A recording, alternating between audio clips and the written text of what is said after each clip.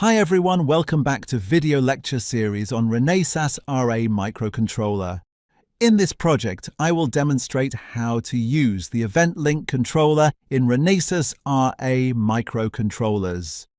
As described in the FSP documentation, the ELC is a powerful feature of EK RA microcontrollers that allows peripherals to communicate directly with each other without CPU intervention, improving efficiency and reducing processing overhead.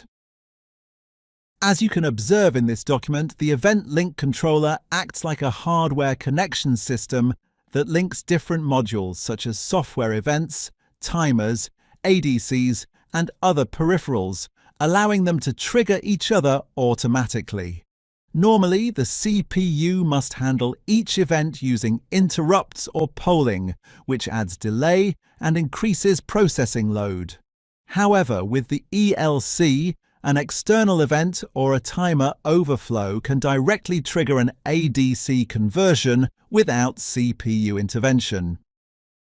This approach improves real-time performance, reduces CPU usage, and makes the system more power efficient. In this project, we will demonstrate both approaches. First, we will trigger an ADC conversion on a timer overflow without using the ELC.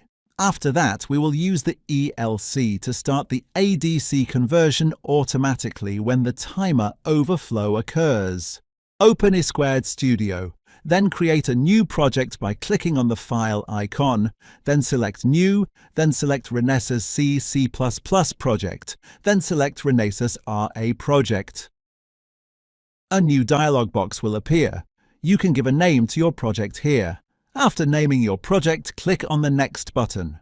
From this drop-down menu, select the EK RA6M5 board. After board selection, click on Next. After that, select Flat, Non-Trust Zone Project. For Smart Bundles, select the None option, then click on Next. Now select Executable and No RTOS option. Now select Bare Metal Minimal, then click on the Finish button. Now the IDE will take some time to configure your project. Now click on the Open Perspective button to open the FSP configuration file.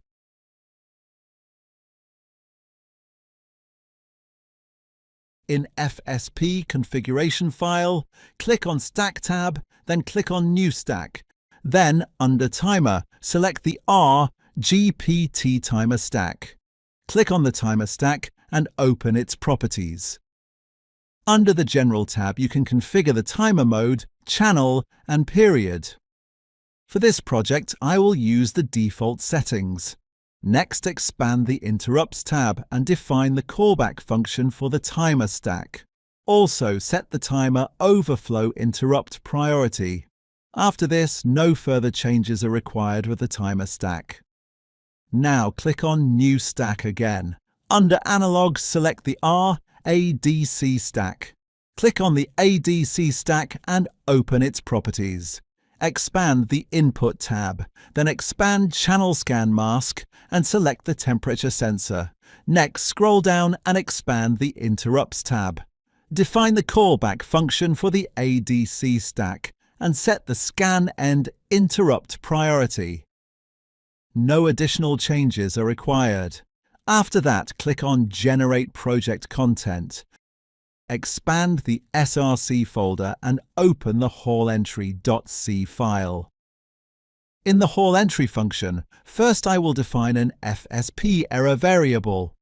Then in the Project Explorer window, expand Developer Assistance and open the timer stack. From the timer stack, drag and drop the RGPT timer open function call into the hallentry.c file. After that, use the assert function to ensure that the timer open function call was successful. Next, from the Developer Assistance tab, drag and drop the ADC open function call into the hallentry.c file. And again use the assert function to confirm that the call executed successfully. Then drag and drop the ADC scan configuration function call into the hallentry.c file and use the assert function to verify its success. Afterward, add the ADC callback function to the hallentry.c file and also add the timer callback function. Inside the timer callback function, drag and drop the ADC scan start function call. When a timer overflow occurs, it will trigger the ADC scan start operation. Finally, inside the ADC callback function, drag and drop the ADC read function call to retrieve the conversion results.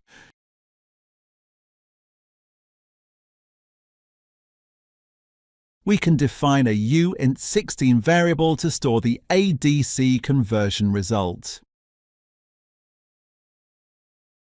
In the ADC read function call, select the temperature channel and use the address of the temperature variable as the last argument.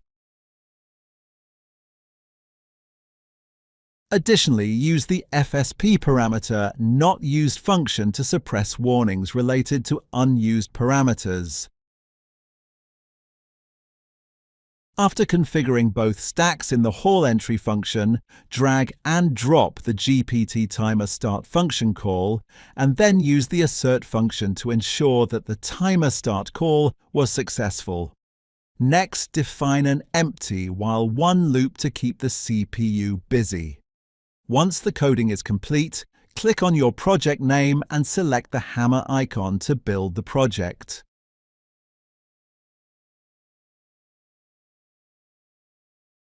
After a successful build, right-click on the project name, choose Debug As, and then select Renesas GDB Hardware Debugging. Click the Switch button to open the debug perspective. In Expression window, add temperature variable and enable real-time update to monitor its value. Finally, press the Resume button to start program execution. As you can observe, the temperature variable updates with each timer overflow, confirming that the ADC conversion is being triggered correctly. In the second section of this video, I will demonstrate how to use the Event Link Controller ELC to trigger an ADC conversion when a timer overflow occurs. First, open the FSP configuration file. In the configuration window, click on the timer stack and open its properties. Disable the overflow interrupt and set the timer callback function to null to disable it. Next, open the properties for the ADC stack and select GPT timer overflow as the ADC trigger source. You will notice an error displayed on the ADC stack. If you hover your mouse over it, a pop-up window will show the error message. As shown, linking the GPT overflow event with the ADC requires an ELC stack. To resolve this, click on New Stack, then select System, and finally choose the Event Link Controller ELC stack. After adding the ELC stack, the error related to the ADC stack will be resolved.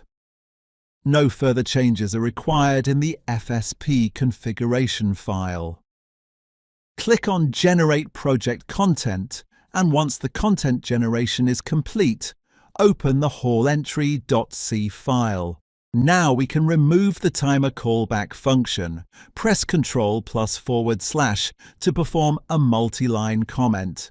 However, for demonstration purposes, I will delete the callback function.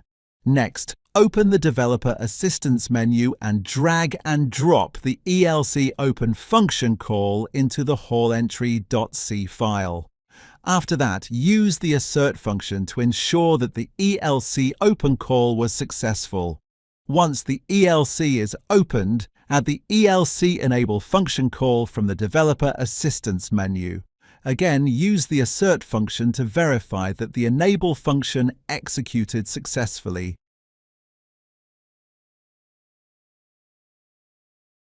Then drag and drop the ADC scan start function call into the hallentry.c file and use the assert function to confirm that the scan start operation was successful.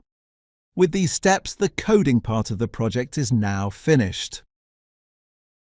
Click on your project name and select the hammer icon to build the project. After a successful build, right-click on the project name, choose Debug As, and then select Renesas GDB Hardware Debugging. Click the Switch button to open the debug perspective. In debug mode, click on Rezoom button.